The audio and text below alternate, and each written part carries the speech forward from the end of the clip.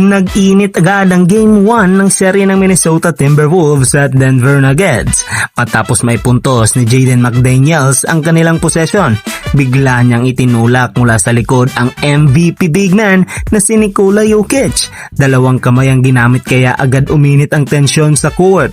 Hindi ito pinalampas ng kakampi ni Jokic na si Aaron Gordon na mabilis na lumapit para kumprontahin si McDaniels. Dahil sa nangyari, ni-review ng referees ang play bilang posibleng hostile act at pinag-aralan kung dapat bang bigyan si McDaniels ng unsportsmanlike technical foul. Pero hindi lang ito ang naging problema ng Timberwolves sa laban. Sa post-game interview, aminado si Anthony Edwards na sila mismo ang nagkamali sa dulo ng laro.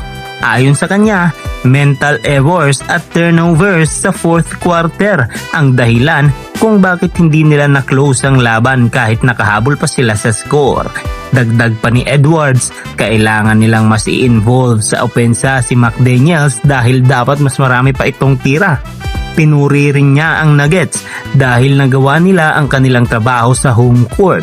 Isa pa sa malaking hamon para sa Wolves ay ang paghabol kay Jamal Murray na patuloy na nakakawala dahil sa galaw ng Denver sa off-ball screens. Sa ngayon, hawak ng Denver Nuggets ang lamang sa serye, pero ayon kay Edwards, malayo pa ang laban at hindi pa tapos ang serye.